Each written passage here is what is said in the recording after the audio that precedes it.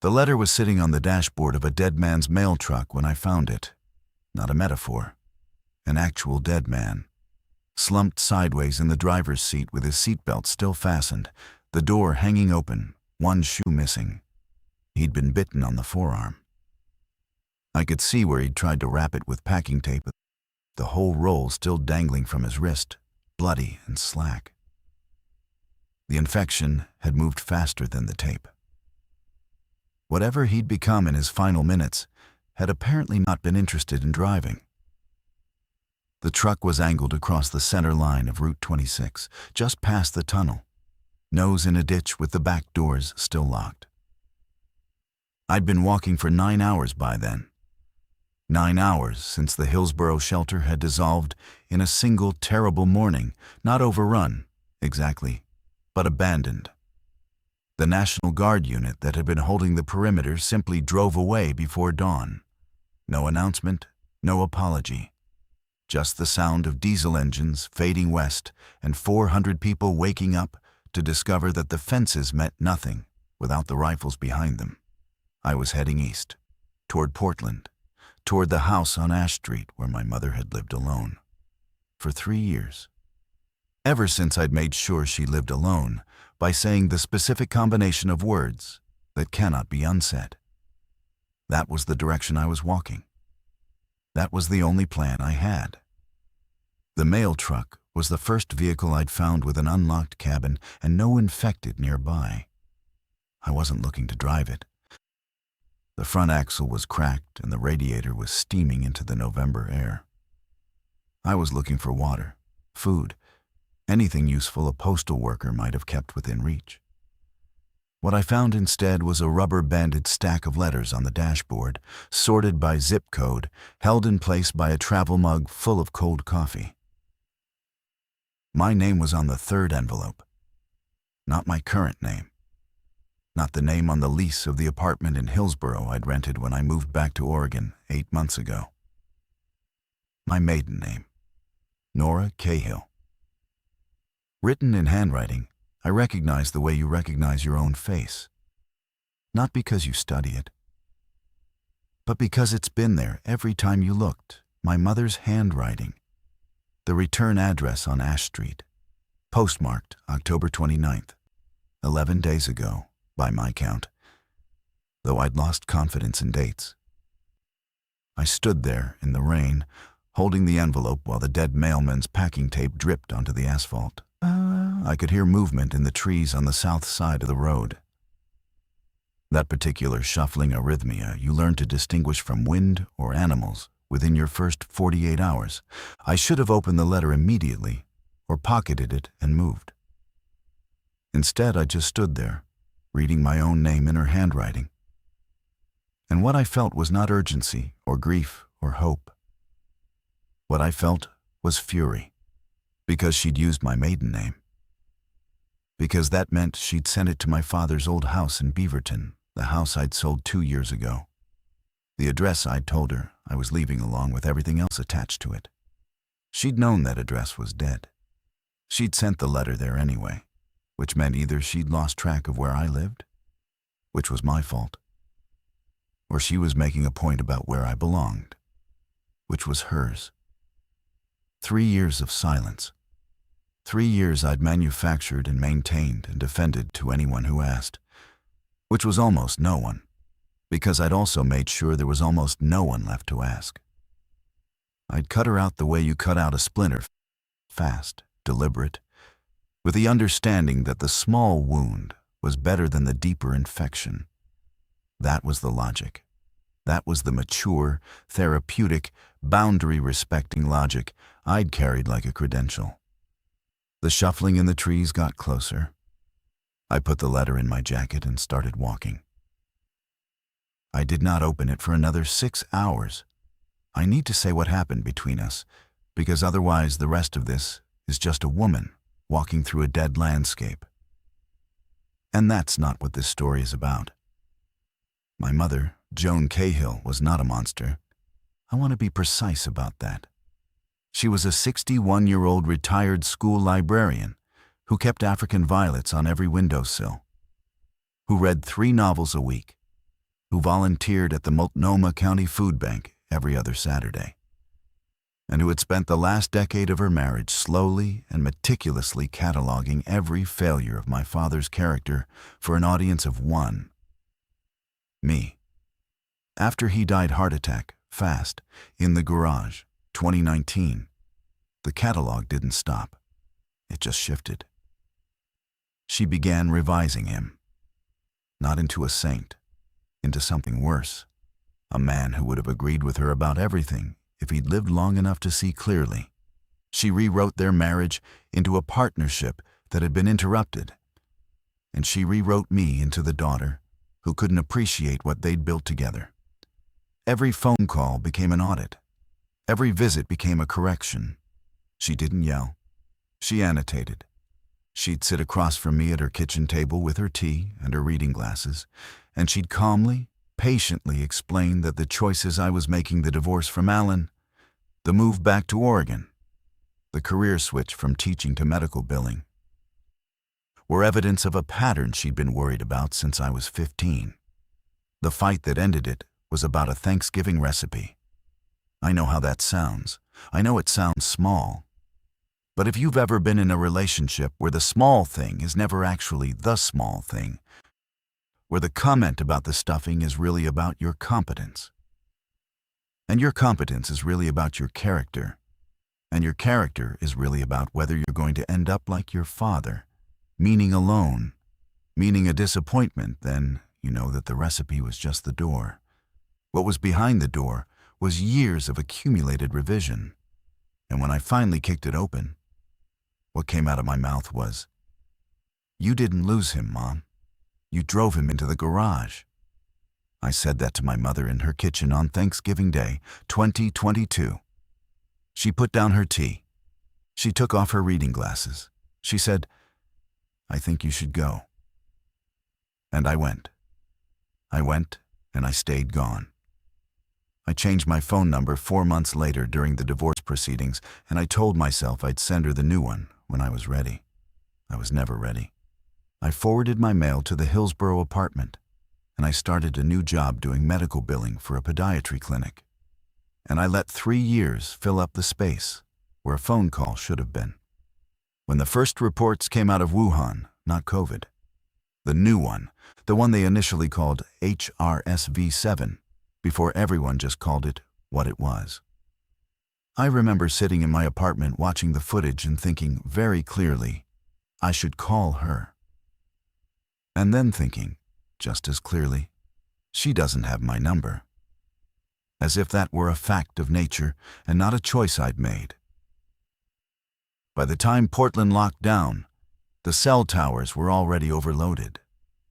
By the time the towers went dead, I was in the Hillsborough shelter arguing with a volunteer about whether my air mattress was too close to the intake corridor. By the time I started walking east with a dead woman's backpack and a water bottle I'd filled from a bathroom sink, the house on Ash Street was 31 miles away. And the only thing I knew about my mother was that she'd sent a letter to an address where no one lived. I opened the letter at a rest stop near the Sylvan exit, sitting behind a concrete barrier with a tire iron across my knees, listening to something move through the parking structure above me. I opened it, and I read it, and then I sat there for a long time. It was not what I expected. The letter was 1 page, 1 side. Her handwriting was smaller than I remembered, more careful, as if she'd been conserving space or energy or both. "Nora, I don't know if this will reach you. I'm sending it to the Beaverton house because that's the last address I have. I know you sold it. I'm hoping the mail forwards. I'm leaving the house tomorrow morning. I've packed what I can carry. I'm walking to the Gresham High School shelter. The radio says they're taking people and that the route along Burnside is mostly clear if you go before 6 a.m. I'm bringing the blue suitcase. I put your school drawings in it, the ones from the kitchen drawer. I know you probably think that's foolish. Maybe it is. But I've been looking at them all week, and they're the best things in this house. I've been thinking about what you said at Thanksgiving. You were right. Not about all of it, but about enough of it. I did make him smaller so I could be right. And I was doing it to you too. And I'm sorry I couldn't see it while you were still in the room. I'm walking to Gresham. If you get this and you're able, that's where I'll be. If you can't come, that's okay. I mean that. I love you. I'm sorry I made that hard to hear. Mom, the date at the top was October 29th, 11 days ago. She'd written it the night before she planned to leave, mailed it, and walked east into whatever Burnside Street had become in late October of the worst month in human history. I sat behind the concrete barrier and I read it again. Then again. I read it until the words stopped being words and became just the shape of her handwriting. The specific way she crossed her T's with a slight upward slant. The way she'd always written my name with the N slightly larger than it needed to be. As if she were calling me from across a room. She'd apologized. She'd packed my drawings. She'd walked to Gresham 14 miles from Ash Street along a corridor that, as of 3 days ago, the shelter radio in Hillsborough had classified as non-viable for foot transit. That was the phrase they'd used. Non-viable. Meaning the infected density was too high. Meaning people who walked that road did not typically arrive at the other end. And she'd walked it 11 days before I'd even started moving. I folded the letter along its original creases and put it in the inside pocket of my jacket against my chest, where I could feel the edge of it with every breath.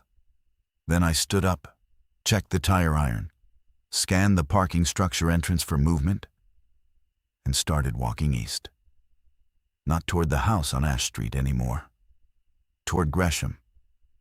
She was walking toward me. I'd been walking toward her old position.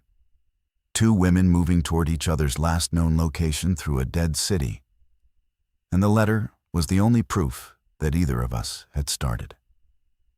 I want to say that the letter changed something fundamental in me.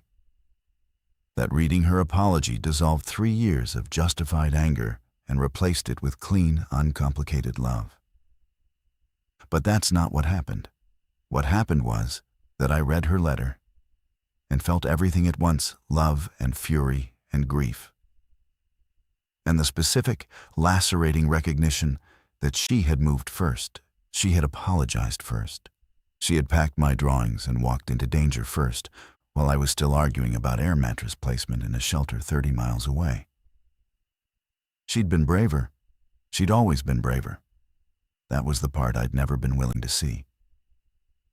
The route from Sylvan to downtown Portland was 4 miles of descending highway, and I covered it in something under 2 hours by staying on the median strip where the sight lines were longest.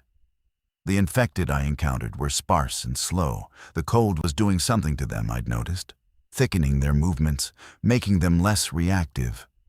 November in Portland meant low 40s and rain. And whatever the virus did to thermoregulation seemed to work against them in wet weather. They moved like people underwater.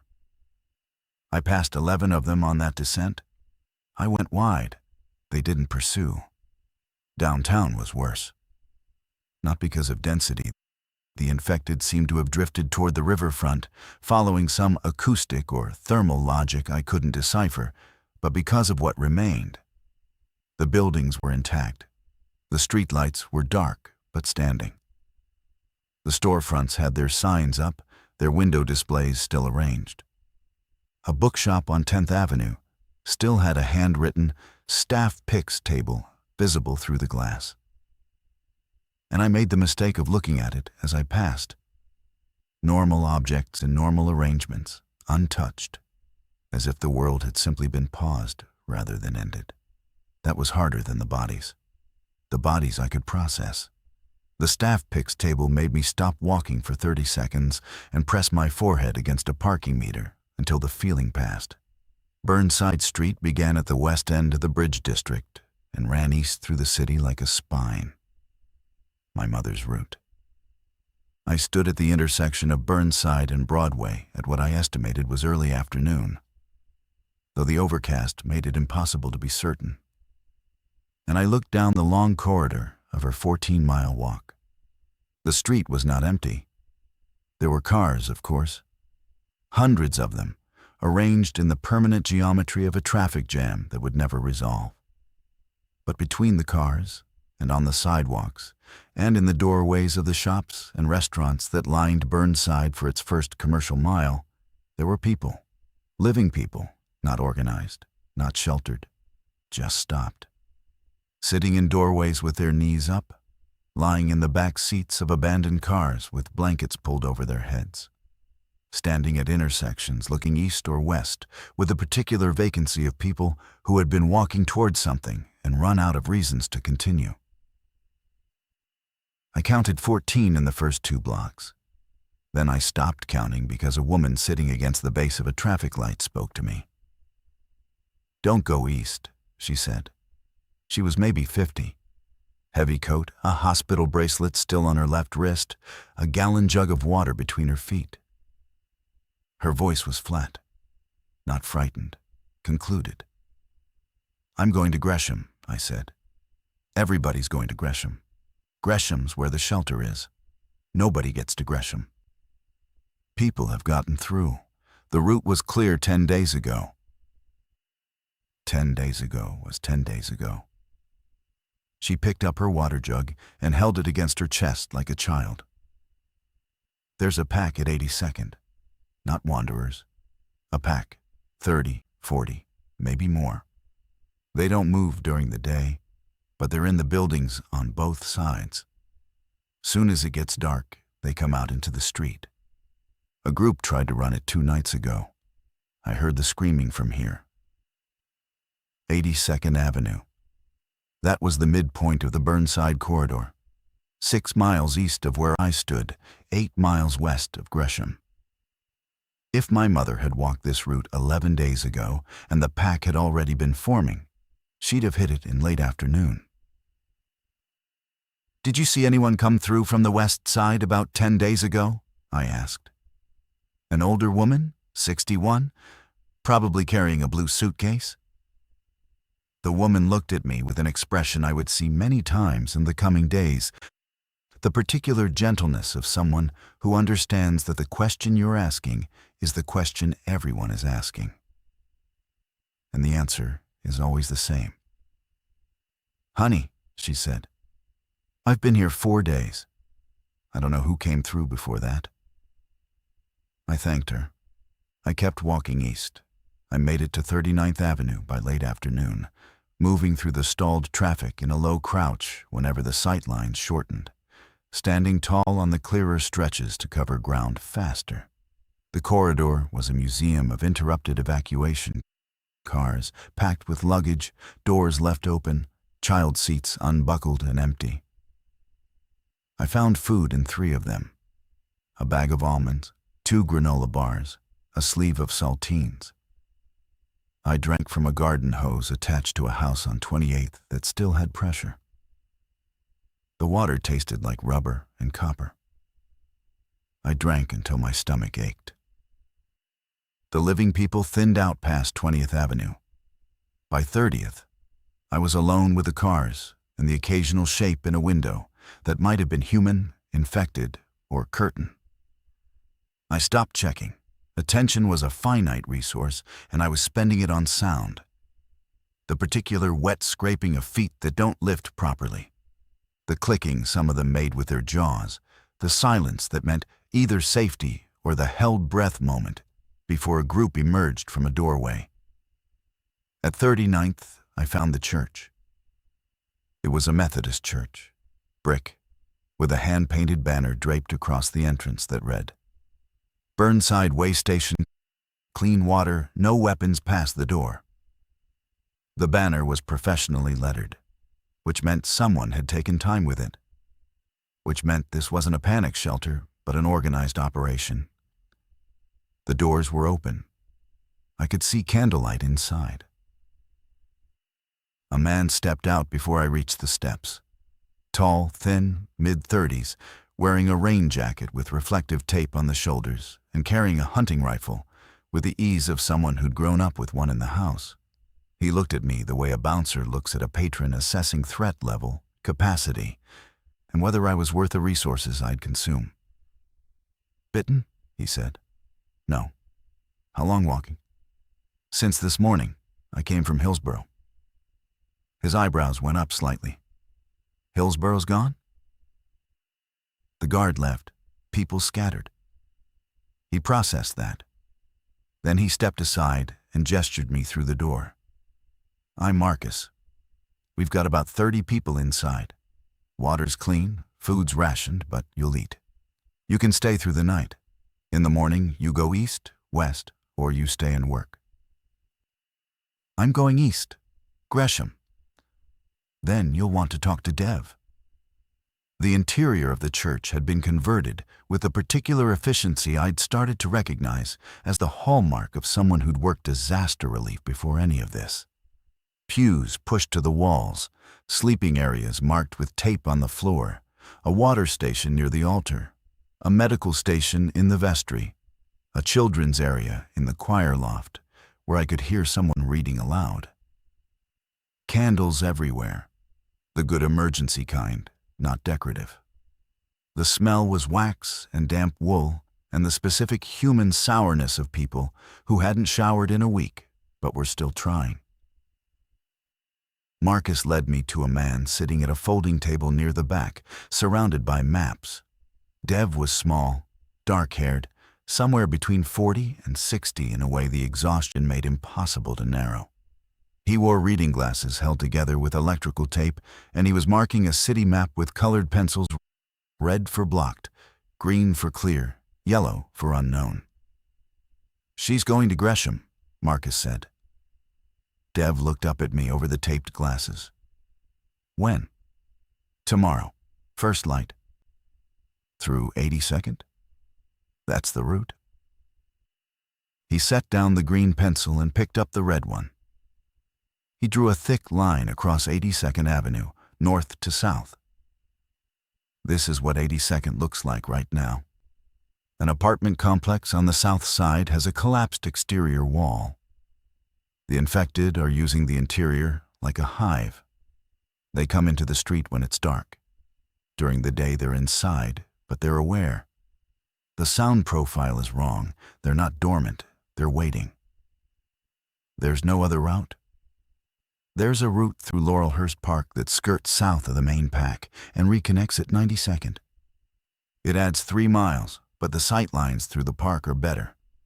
A group of 8 made it through 4 days ago." He paused. "A group of 12 did not make it through 2 days ago. The difference was noise. The group of 8 was quiet. The 12 had children." I sat down across from him. "I'm looking for my mother. She walked this route 11 days ago, heading to the Gresham shelter. 61 years old, carrying a blue suitcase." Dev's expression didn't change. He reached under the table and pulled out a spiral notebook, thumbing through pages of small, dense handwriting. A log. He'd been keeping a transit log. "Blue suitcase," he said. "Older woman. Alone?" "She would have been alone." He ran his finger down a page, stopped, and looked at me. Something in his face shifted, not pity exactly, but the rearrangement of someone about to deliver information he wished he didn't have. October 30th. A woman matching that description came through here. She stayed one night. She was headed to Gresham to find her daughter. The air went out of the room. Not metaphorically. I felt my lungs simply refuse their next breath, and I had to concentrate on the mechanical act of inhaling. "She was here," I said. "She left on the morning of the 31st, east along the Laurelhurst route. She was in a group of 6. He turned the notebook so I could see the entry. His handwriting was meticulous. J. Cahill, Solo Ash Street, Origin. Gresham destination daughter blue suitcase departed October 31st, 0545, Laurelhurst Group. Daughter. She'd told him she was looking for her daughter. "Do you know if the group made it through?" Dev closed the notebook. I know they didn't come back. That's either good news or it's not. And I can't tell you which. I stayed the night at the church. I didn't sleep. I lay on a taped square of floor with my jacket balled under my head and the letter against my chest, and I stared at the ceiling, and I did the math. October 30th. She arrived here. October 31st. She left at 5:45 a.m. with 5 other people, headed through Laurelhurst Park toward 92nd and beyond. Today was November 9th. 10 days. If the group had made it through the pack at 82nd, they could have reached Gresham by midday on the 31st. If my mother was at the Gresham shelter, she'd been there for 9 days. Safe, fed, waiting. If the group hadn't made it through, she'd been dead for 10 days. And the letter in my jacket was not a bridge, but a tombstone. I lay there, and I did that math over and over, as if running the numbers again would change the variables. Around midnight, a woman named Patricia sat down next to my square. She was maybe 70, white-haired, with the kind of posture that suggested a lifetime of refusing to be diminished by rooms full of taller people. She'd been in the choir loft reading to the children earlier. Now she was holding 2 mugs of something warm. "Tea," she said, handing me one. Or what passes for it. Mint from the garden out back. It was growing wild. Marcus says the previous pastor planted it. I sat up and took the mug. "Thank you." She settled cross-legged beside me with the ease of someone who'd done yoga for decades. "Marcus told me you're looking for your mother." "She came through here 10 days ago." "I heard." She sipped her tea. "I'm looking for my son. He was in Gresham when it started. I was in Lake Oswego. I've been walking for a week and a half." "How old is he?" 37, an engineer, builds bridges, which I always thought was a very hopeful profession. She smiled at the mug. "He called me the first night, said the shelter was safe, said he'd come get me when the roads cleared. Then the phones died and the roads didn't clear. And here I am, drinking garden mint in a church, waiting for morning." "You're going through 82nd? "I'm going through whatever's between me and my son." I looked at her. She was 70 years old, and she was going to walk through an infected corridor because her child was on the other side. I thought about my mother. 61, packing a blue suitcase with my childhood drawings and walking into the same corridor because her child was on the other side. I thought about myself. 3 years of maintained silence, 3 years of principled estrangement, sitting in a shelter arguing about mattress placement while these women walked. "I'll go with you," I said. "I was hoping you'd say that." She clinked her mug against mine. "I'm too old to be frightened alone. I need company for it."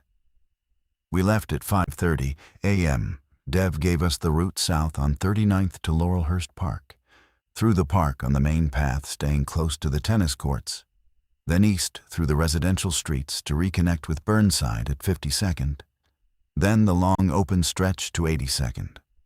He marked it on a photocopied map in green pencil and handed Patricia a second copy. "Stay together," he said. "Stay quiet. If you hear the clicking, stop moving." They track movement more than sound in daylight, but the clicking means they're oriented toward you and closing. He looked at me. "You're carrying a tire iron?" "It's all I have." He reached behind the altar and produced a aluminum baseball bat, dented, with grip tape wrapped around the handle. "Don't swing unless you have to. If you swing, commit. One hit doesn't do enough. You need to put them down, or they attract others." Marcus walked us to the door. He shook my hand.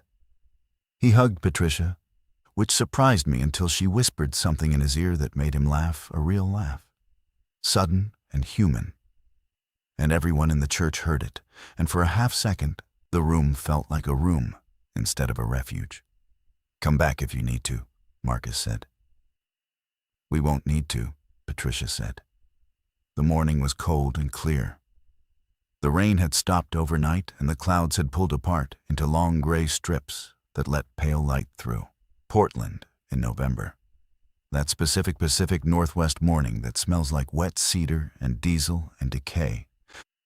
Though now the decay was literal, carried on the breeze from directions I chose not to investigate. We walked south on 39th in silence. Patricia moved well for 70. Her pace was steady and deliberate, each step placed rather than taken. And she kept her head on a swivel with the alertness of someone who'd been walking through dangerous territory long enough to internalize it.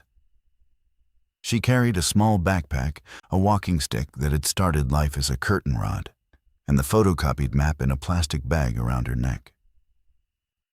Laurelhurst Park appeared on our left like a wound in the grid, a dark green absence between the gray residential blocks, overgrown now, the grass knee-high and the ornamental trees sagging with unpruned weight. The entrance was flanked by 2 stone pillars, one of which had been spray-painted with an arrow pointing east and the word "clear" in red. Beneath it, in smaller letters, October 28th, 12 days old. "That's close to when your mother came through," Patricia said. I nodded. We entered the park. The path wound south through a grove of Douglas firs that blocked the morning light and turned the air green and underwater. Our footsteps on the wet pavement were the loudest sound. I held the bat at my shoulder, and Patricia held her curtain rod across her body, and we walked without speaking, scanning the tree lines on both sides, listening for the clicking Dev had described. We were halfway through when Patricia stopped. She didn't speak. She just stopped and put her hand on my arm, and I stopped. And we stood there on the path, looking at what she'd seen. A blue suitcase. It was sitting upright on the grass beside the path, maybe 30 feet ahead, near a park bench. Closed, intact, sitting there as if someone had set it down to rest and then stood up and walked away without it. My mother's suitcase. I knew it before I reached it. I'd seen it 1,000 times in the front closet, in the trunk of her car, at the foot of the guest bed when she traveled. It was a hard-shell Samsonite from the 90s, the particular institutional blue that nobody manufactured anymore, with a faded luggage tag on the handle. I walked toward it. Patricia said something behind me. "Nora, wait." But I was already there, already kneeling, already unzipping it. My drawings were inside. Construction paper and crayon, 25 years old, curled at the edges. A house with a triangle roof and a sun with rays. A family of stick figures, tall one, medium one, small one, holding hands in a line.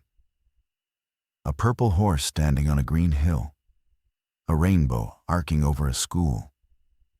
The entire archive of a child's artistic output from ages 4 through 8, organized in chronological order with small post-it notes on each one, marking the date and occasion.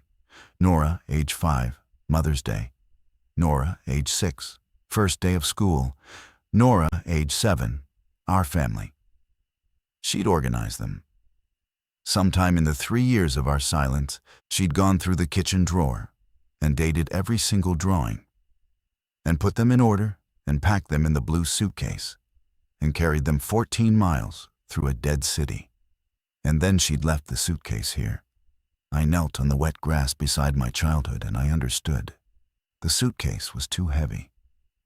Somewhere on this path, in this park, my mother had realized she could carry herself, or she could carry my drawings, and she had chosen herself.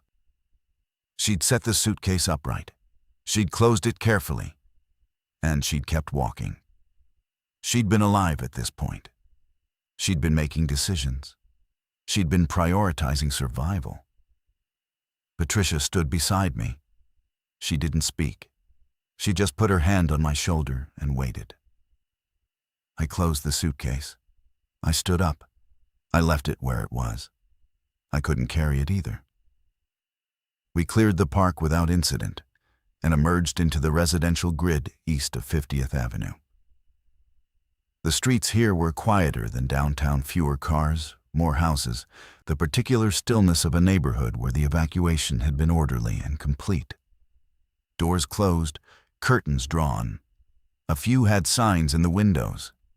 Gone to Gresham, or no one home, or in one case, simply, forgive us. The infected were present, but scattered. We saw 3 in the first mile, one standing motionless in a backyard, facing a fence as if waiting for a gate to open. 2 others moving slowly down a side street in that aimless patrol pattern that meant they hadn't locked onto a stimulus. We gave them wide berth. They didn't react. Patricia and I developed a working rhythm. She watched left, I watched right. She counted blocks aloud in a whisper. I tracked the cross streets against Dev's map. We didn't talk about anything other than the route, the threats, and the next turn. And there was a mercy in that, the complete absorption of fear into logistics, leaving no room for the questions I couldn't afford to ask yet. At 60th Avenue, we found the group. They were sheltering in a 2-story house with plywood over the ground floor windows and a hand-painted sign on the door that read, 9 inside, not infected will share water. The door opened when we knocked. 3 knocks, pause, 2 knocks, a pattern Dev had told us to use, and a teenage boy with a shotgun that was clearly too big for him let us in. 9 people. 2 families. Plus a man named Cal, who'd been a bus driver and had walked from the transit depot on 17th. The families were the Okafor Wrights, Diane, her wife Sandra, and their twin sons, maybe 8 years old, and an older couple, Hector and Maria, with their adult daughter Elena, who had a broken wrist splinted with a ruler and packing tape. "How far are you going?" Diane asked. She was compact, muscular, with close-cropped hair and the focused energy of someone who made decisions quickly. Sandra sat beside her with 1 twin on each side, all 3 of them silent, all 3 watching us with the same dark eyes. "Gresham," I said. "Through 82nd? Through the Laurelhurst bypass. We're past the park. The bypass loops south. You'll hit 82nd at Stark, not Burnside. That's 4 blocks south of the main pack." Diane pulled out a map almost identical to Dev's, marked in the same colored pencils. They'd been in contact with the church. "We're going too. We've been waiting for more people. Cal thinks a group of 6 has a better chance than a group of 3. Cal, the bus driver, was a heavy man in his 50s, with a calm that bordered on sedation. He spoke slowly and only after thinking. "Noise discipline is the problem," he said. 2 adults can be quiet. 9 adults and 2 children cannot. You add 2 more adults who've already made it through the park. You add capability without adding much noise. I looked at Patricia. She was already sitting at the kitchen table with Maria, the 2 of them conferring in the instant alliance of older women who recognized each other's particular competence. "We leave at first light tomorrow," Diane said. "We've been watching the pattern. The pack at 82nd is least active in the first 2 hours after dawn. Something about the light, maybe temperature, maybe circadian. Whatever it is, that's our window. I wanted to leave immediately. Every hour was another hour my mother was either safe in Gresham or not. And waiting felt like choosing ignorance. But Diane was right. Moving through the most dangerous stretch of the corridor in the wrong conditions was not brave. It was the kind of recklessness that looked like determination, but was actually just impatience dressed up as love. We stayed. We ate canned soup heated over a camping stove. The twins, whose names were Oliver and Theo, showed me a card game they'd invented using a deck that was missing the 7s and the Queen of Hearts. Elena, the woman with the broken wrist, told me she'd been a nurse at OHSU and had set her own fracture using a YouTube video she'd downloaded before the internet died. I threw up twice during the process, she said, but it's aligned. It'll heal. That night, lying on the floor of a stranger's living room with 10 other people breathing around me, I took out the letter and read it again. I love you. I'm sorry I made that hard to hear. I folded it back along its creases and held it against my chest, and I listened to the house settle and the wind move through the street and, distantly, the sound of something clicking in the dark. We left at 6:15 a.m., 11 of us in a loose column. Cal on point with a crowbar, Diane and Sandra flanking the twins in the center, Hector and Maria behind them, Elena cradling her broken wrist against her stomach, Patricia and me near the rear, and the teenager with the shotgun, his name was Wes. He was 16. He'd been alone in the house when the families found it covering the back. The morning was foggy. Portland fog, the kind that sits on the streets like gauze and turns everything past 50 feet into suggestion. Good and bad. Good because it softened our visual profile. Bad because it softened everything else's too. We moved east on Stark Street, 4 blocks south of Burnside, through a commercial strip that had been looted thoroughly but not violently, shelves empty, windows intact, the orderly depletion of people who'd taken what they needed without breaking what they didn't. A pharmacy, a grocery store, a hardware store with the tool aisle picked completely clean and the garden section untouched. Bags of mulch and potting soil still stacked in neat pyramids. The clicking started at 72nd Avenue. It came from the north, from the direction of Burnside, where the main pack was. Not loud, not close, but present. Carried through the fog like a sonar ping, that hollow jaw-on-jaw percussion that Dev had described and that I now understood was not a vocalization, but a mechanical artifact. The infected clenching and unclenching their jaws in a rhythm that seemed to synchronize when they were oriented toward the same stimulus. Cal raised his fist. We stopped. 11 people standing motionless on a foggy street, breathing through their noses, listening. The clicking drifted. It moved east along the Burnside axis, parallel to us but 4 blocks north. A patrol, a sweep. Whatever behavioral logic governed the pack, it included this regular acoustic sweeps of the surrounding blocks, fishing for movement or response. Cal waited until the clicking faded east, then moved us forward. We covered the next 5 blocks in silence so complete I could hear the twins' sneakers on the wet pavement, the creak of Hector's knees, the tiny metallic tick of Elena's splint against her jacket zipper. At 78th, the fog began to thin. At 79th, Patricia stumbled. It wasn't dramatic. Her walking stick caught a crack in the sidewalk, and she pitched forward, catching herself on one hand.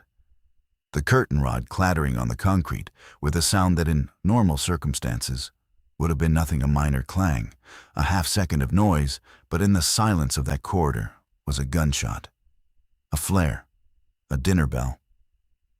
The clicking stopped. All of it, every direction. The entire acoustic field went silent, which was worse, immeasurably worse, because the silence meant they'd heard and they were processing. And in another moment, they would begin to move. Diane was already picking Patricia up. Cal was already waving us forward. "Move," he said, not whispering anymore. "Move, move, now." We ran.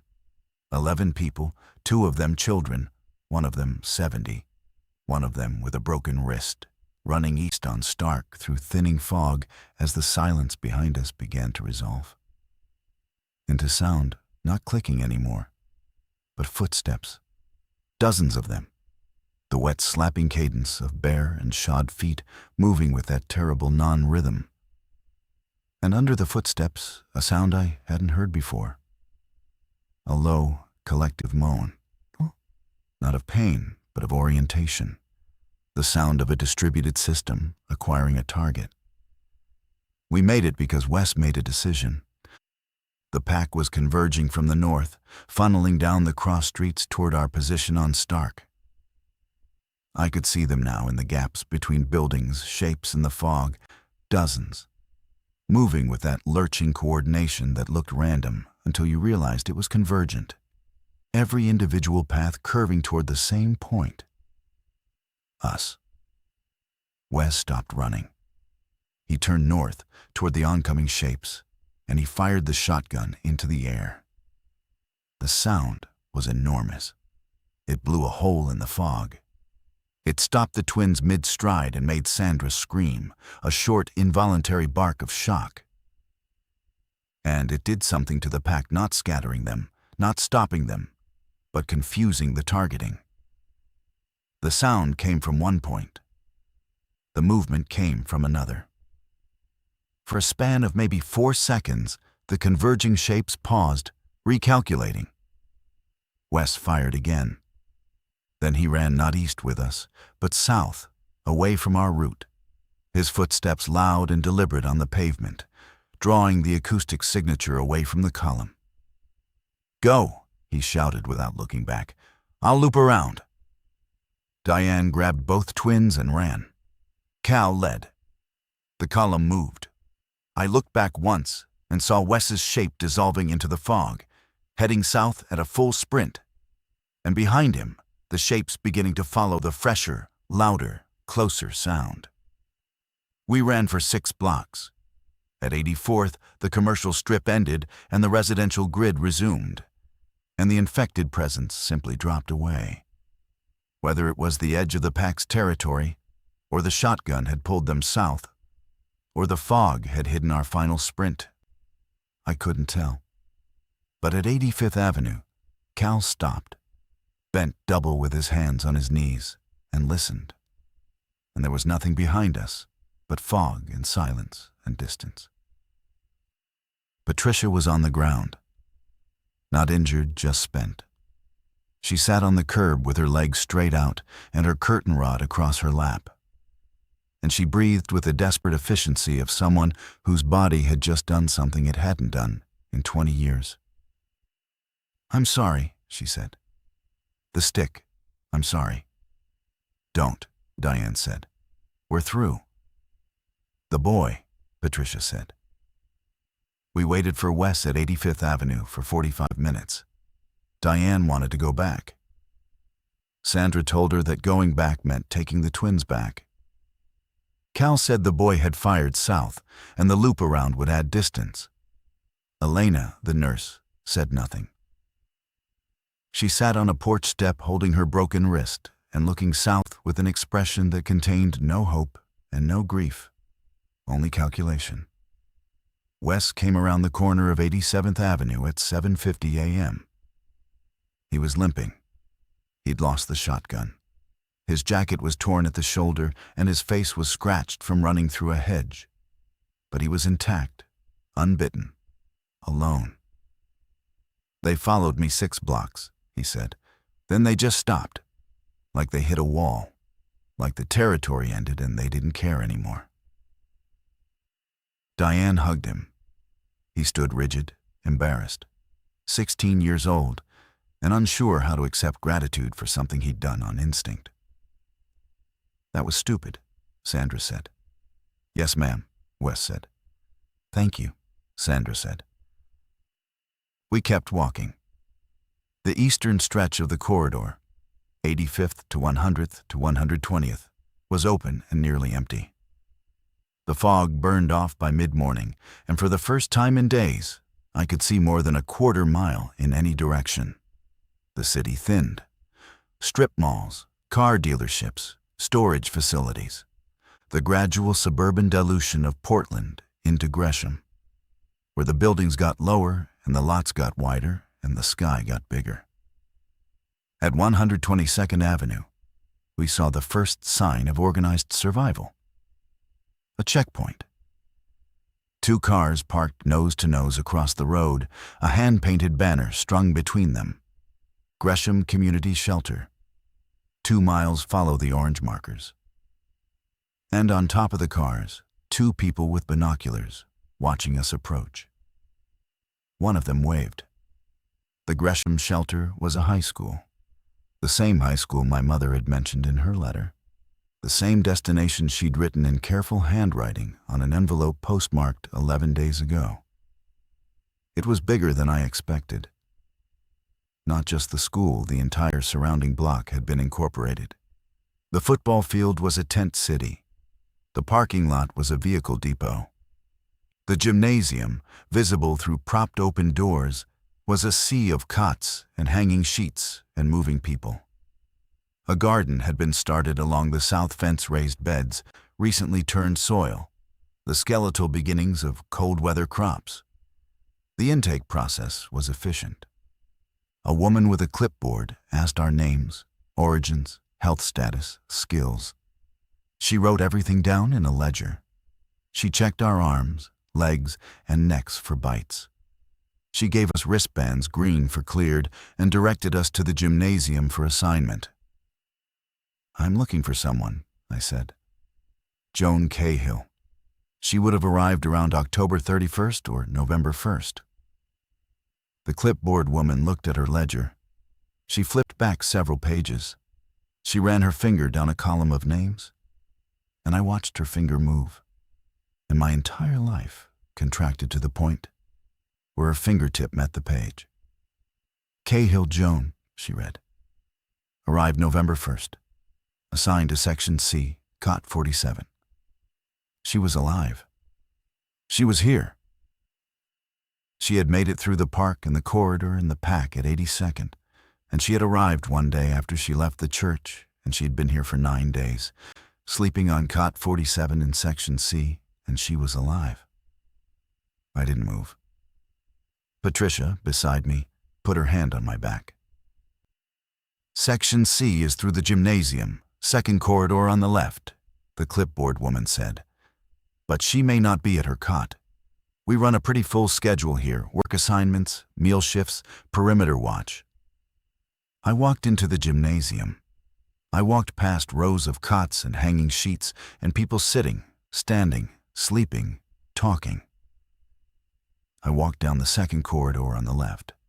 I counted cot numbers: 41, 43, 45.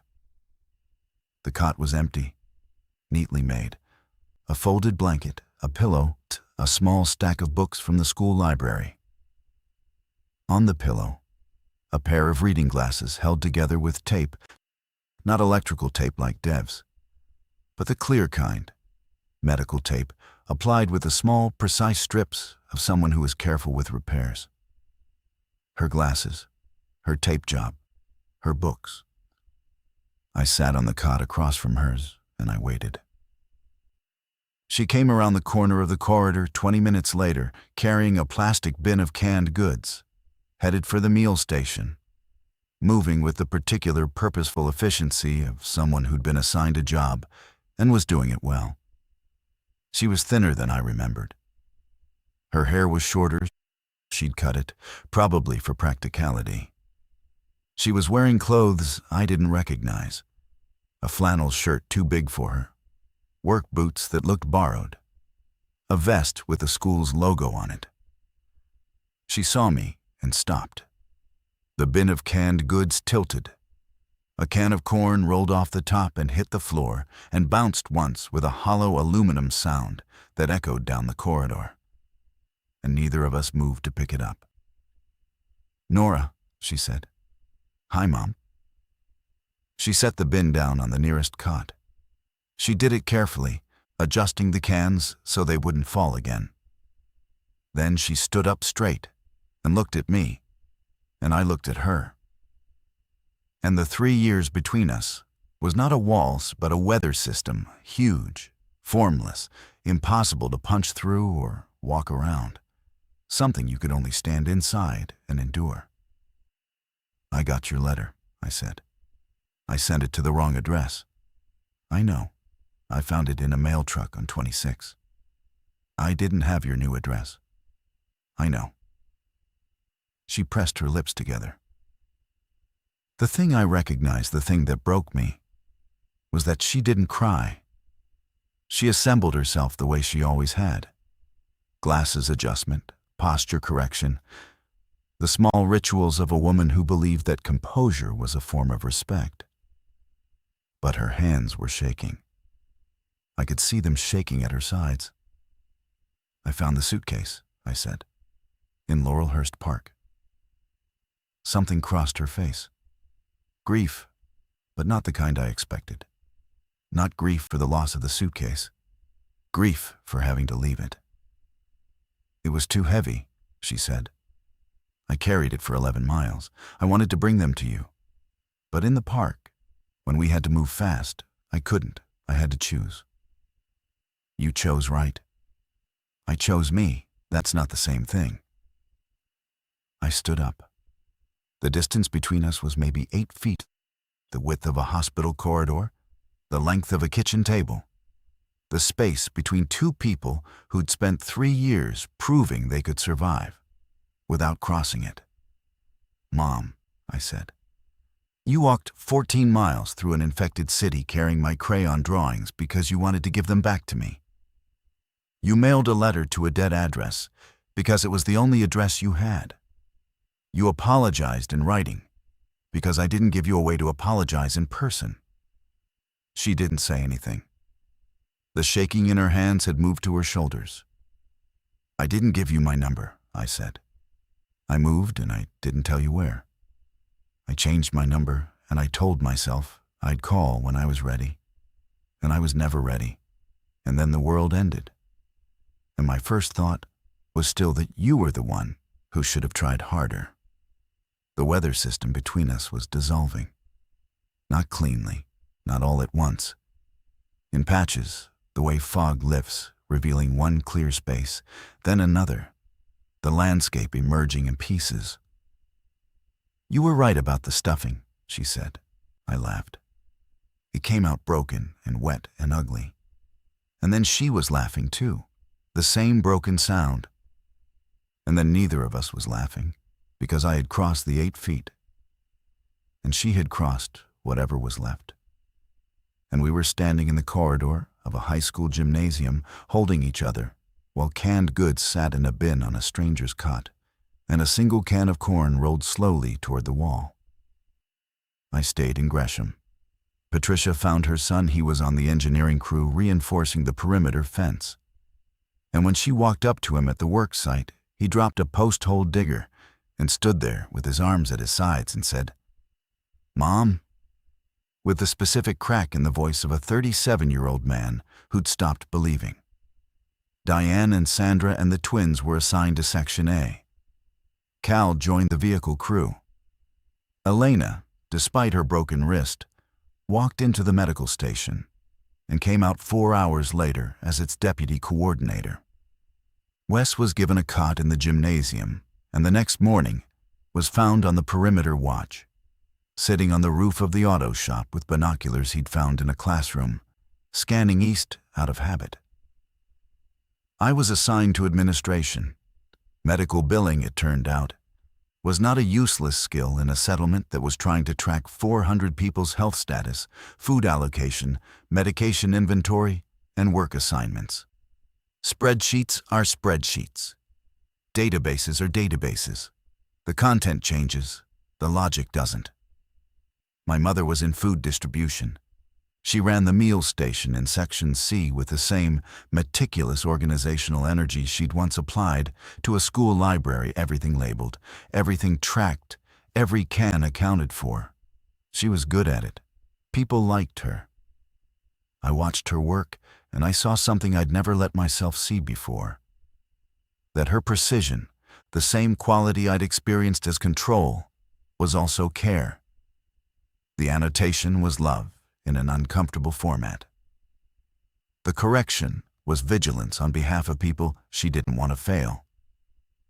We didn't talk about the letter for 3 days. On the 4th day, sitting on adjacent cots after the lights-out curfew, she said, "I wrote that letter 6 times. The first 5 were longer. They explained everything. They went through the whole history, your father, the divorce, the Thanksgiving fight, all of it. And they were all true, and they were all unbearable to read. So I threw them away and wrote what was left when the explaining was over. What was left was enough. What was left was late. Everything's late now, Mom. Everything arrives after it was needed. She thought about that. In the dark of the gymnasium, with 400 people breathing around us, she took off her taped glasses and cleaned them on her shirt and put them back on, even though there was nothing to see. I should have come to you, she said. Not mailed a letter. Come to your door. You didn't know where my door was. I could have found out. I could have tried. Instead, I wrote a letter and sent it to a house you'd sold, and told myself that was the best I could do. And it wasn't. It was the most I was willing to risk. I listened to her breathe. I listened to the shelters settle. Somewhere outside, on the perimeter, someone was walking the watch route with a flashlight, and the beam swept across the high windows of the gymnasium in slow, regular passes. I said something terrible to you, I said. About Dad, about the garage. I said it to hurt you, and it worked, and I never apologized. No, she said. You didn't. Not an accusation, a fact. I'm sorry. I'm sorry I said it. I'm sorry I left and made it impossible for you to reach me. I'm sorry I told myself that was a boundary instead of a punishment. She was quiet for a long time. When she spoke, her voice was very steady. I forgive you, she said. And I need you to know that the forgiving happened a long time ago. The forgiving happened about 2 weeks after you left. The reaching out is what took 3 years. We sat with that. 2 women on cots in a gymnasium, apologizing for the same 3 years from opposite ends of the same silence. The letter lived in my jacket pocket for another week before I moved it. I kept reaching for it, a reflex, a verification, the physical proof that she'd written what she'd written before I could lose the certainty of it. Then one morning, I took it out and read it one more time and folded it and put it in the blue suitcase. The blue suitcase was in Laurelhurst Park. My drawings were in Laurelhurst Park. I put the letter in my locker in the gymnasium, and I told myself that was close enough. 2 weeks after my arrival, a supply run went west along the Burnside corridor. The pack at 82nd had thinned. The cold was driving them indoors permanently, and the perimeter teams had cleared a lane through the south side of the intersection. The supply crew went to the church at 39th and came back with 12 new survivors, canned goods, and Dev's entire map archive. Marcus came with them. He found me in the administration office and handed me a plastic bag. Dev said to give this to the woman looking for her mother, he said. He went to the park last week to check the route. Found it by the bench. Inside the plastic bag were my drawings. All of them. Construction paper and crayon, curled and water-spotted at the edges, but intact. The suitcase had held. The post-it notes were smudged but legible. Nora, age 5, Mother's Day. Nora, age 6, first day of school. Nora, age 7, our family. I brought them to my mother at the meal station. I put them on the counter between the canned peaches and the powdered milk, and I watched her pick up the one on top, the stick figure family. 3 figures holding hands. The small one in the middle, and hold it at arm's length because her glasses weren't strong enough anymore, squinting at it with the particular focus of a woman cataloging something precious. You kept them, she said. Dev kept them. The park kept them. The suitcase kept them. But you went back for them. Someone went back. I was here. She set the drawing down. She straightened the stack. She aligned the edges the way she aligned everything carefully, precisely, with the attention that I now understood was not criticism, but refusal to be careless with things that mattered. "I'm going to put these somewhere safe," she said. "They survived a dead city in a suitcase in a park for 2 weeks, Mom. I think they're tougher than we thought." She looked at me over her taped glasses, and for a moment I saw her not the woman I'd argued with, not the mother who annotated my choices, not the 61-year-old who'd walked 14 miles through an apocalypse, but the woman who'd kept a kitchen drawer full of crayon drawings for 25 years because they were, as she'd written in the letter, the best things in the house. "So are we," she said. "We work adjacent shifts now. She runs the morning meal service. I process the overnight intake logs. We overlap for 40 minutes in the early afternoon, and we spend those 40 minutes at a folding table in the corridor between our stations, drinking mint tea that Patricia grows in the shelter garden, talking about small things, the food inventory, a leak in Section B, whether the raised beds will produce anything before January. We don't talk about the letter every day. We don't need to. It sits in my locker in a plastic bag next to the drawings, and sometimes I take it out and read it, etc. And what I notice now is not the apology, but the postmark, October 29th. She wrote it the night before she walked. She mailed it the morning she left. She put it in a mailbox on Ash Street and trusted the postal service of a collapsing country to carry her words to a house where nobody lived.